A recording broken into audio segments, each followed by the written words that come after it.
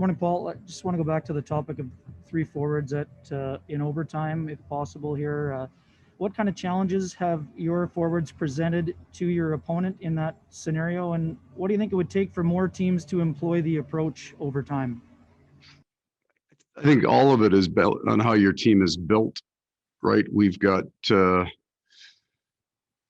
two very offensively gifted lines, and I don't know. I mean, I'd love to see a night where all three lines got over the bench, because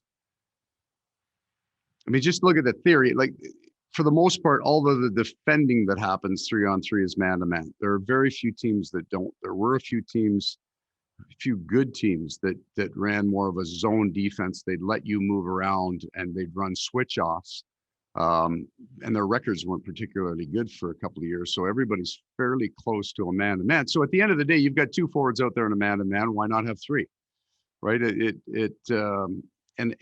because of the way the point structure, so now I'm going way back to 5-on-5, 5 minutes of 5-on-5 D zone or overtime, and you didn't get a point.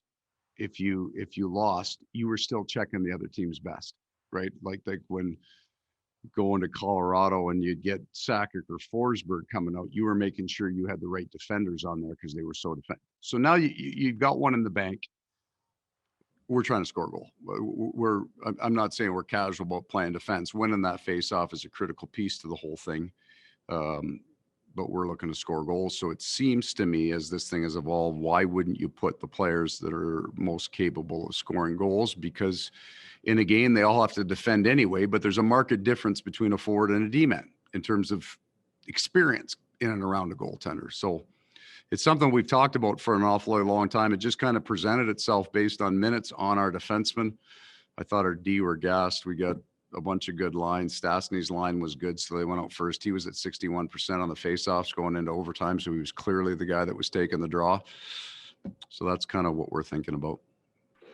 We'll go next to Paul Friesen from the Winnipeg Sun. Go ahead, Paul.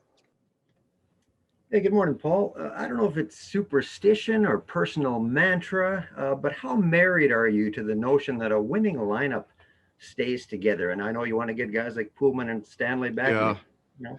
I would think that if you felt there was something about that group, right? You put a guy in, and it's usually going to be a guy like, well, pull somebody who's not here, Anthony Boteto in the lineup, and the guys love him so much and you get on a roll, you're not going to change your lineup, right? But if you have Mark Scheifele out of your lineup and you've won 4 games in a row, he's going back in the very first game that you get. So it's and there will always be pieces of your game that you like, but even the pieces that you don't. And if that guy coming back in your lineup shores up an area of your game that you're not happy with, you put him in. So I'm not really married to the superstition of it. It seems this year, in all but I think one of our wins or one of our games, the momentum swings are real, and there's parts of the game you don't control. So we're not running 60 minutes of domination where you'd say look at our last 4 games, right? The last 30 minutes of the shutout win in Vancouver, they're all over us. The comeback win, and we're down 2 twice to them in the next game and come back. There's never a sense of control of these games, so you're scratching and clawing each shift. And I don't feel that we have, you have that right formula left in terms of your lines and your structure that you just keep running them. We'll go next to Sean Reynolds from Sportsnet. Go ahead, Sean. Hey, Paul. Adam, in his availability, said a line that I found interesting. He talked about putting a little doubt in their mind when you're catching a team coming in. I know from talking with you and with the players, we know this is more of a mental grind this season for the players.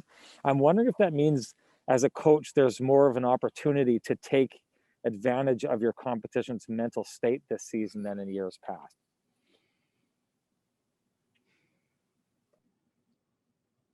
I think fatigue will push emotions more quickly to extremes. And I guess I'm talking about the more fatigued your team is, I think there's the greater potential for them to slide, right? So we're all going to get, for the most part, and it may be with the exception of Vancouver, because they've already gone through it, right? They've played a lot more games than most teams, and they've paid for it.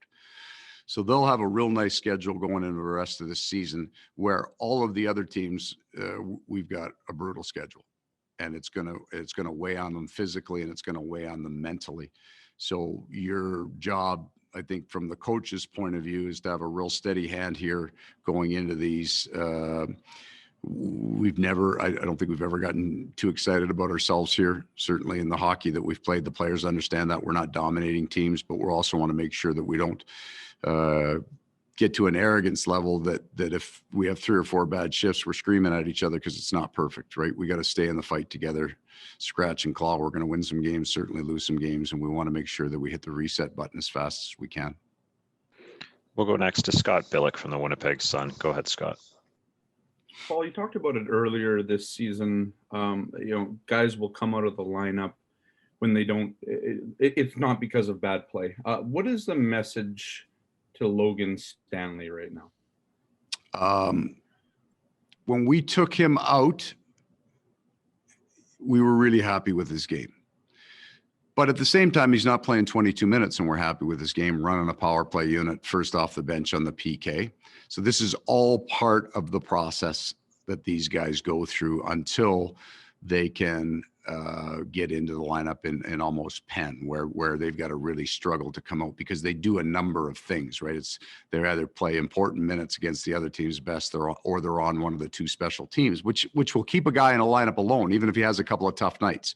So if you take a penalty killer out and you're not putting a penalty killer in, you got to have to plan then how are you going to divide those minutes up, and you got to be confident you can do it. And there's penalty killers are equally important. They're just as important as power play guys, right? That goal, whether you score one or you don't give one up, is a major impact on you winning or losing. So those guys, those younger players that are coming in, they're, I guess, no different than Josh Morrissey when he was young and coming in, right? He didn't play a whole lot of minutes, didn't play against the other team's best, and then boom, off he went, and he got that chance to run bigger minutes.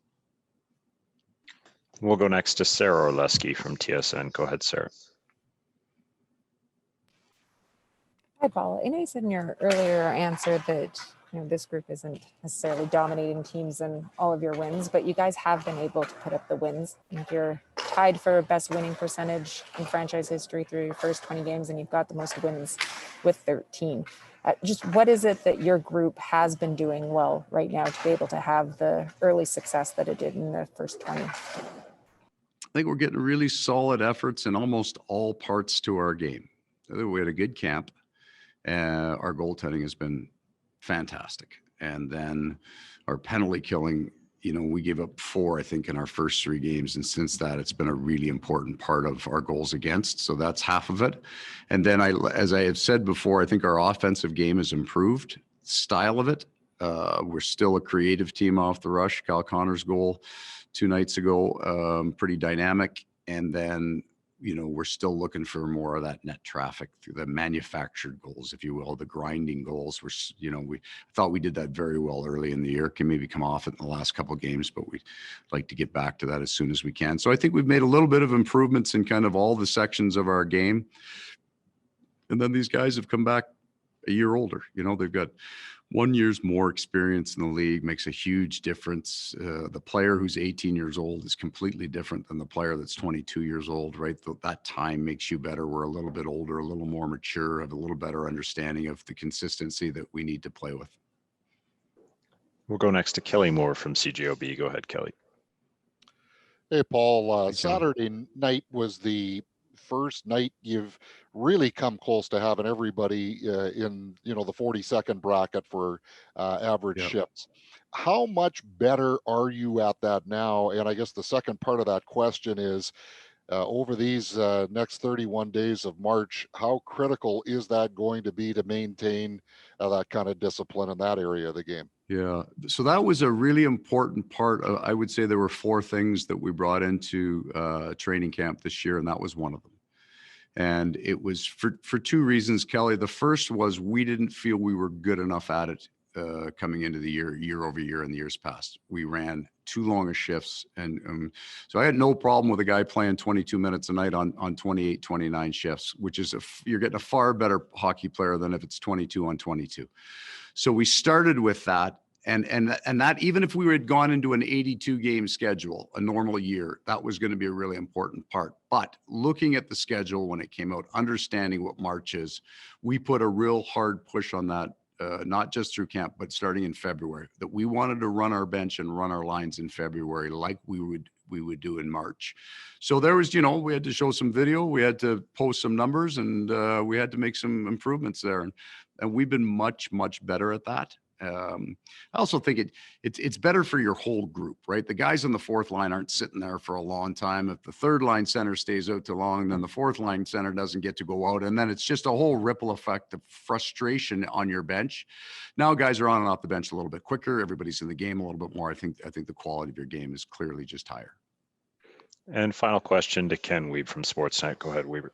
Sticking on that theme of 17 and 31, Paul, I mean, what are the biggest challenges, and what's your message to your group as you get set for probably the busiest stretch of all their careers? Right. So we talked about this actually, Ken, more last month with an idea of we want to get this idea right, rest, recovery, what we were doing on our off days. We wanted to get that right so that when we got into March, everybody would understand what March would look like. So this whole thing, our shift length is important so we can play at a high level, and then we need to take that next recovery day and we need to do it right, which means we've got to get them fed right. We've got to get them enough sleep. We've got to make sure they're hydrated. We've changed our travel schedule so that we're not on getting off a plane at 2 o'clock in the morning, whenever we can. There's an advantage to this style of travel where you're playing in two cities. You get a better rest for your hockey team. So that we got to, I won't talk about it again. Right. Unless I got a shift length issue, I'm not going to bring up the fact that you're fatigued, because everybody's going to be just as fatigued. Right. We don't want that excuse that these guys are all going to be dead tired by the end of the month, but so will the whole league. So we won't bring it up again and talk about it now. We just want to make sure what we said we were going to do, the process that we put in place last month to deal with a heavy schedule, that we make sure we follow it.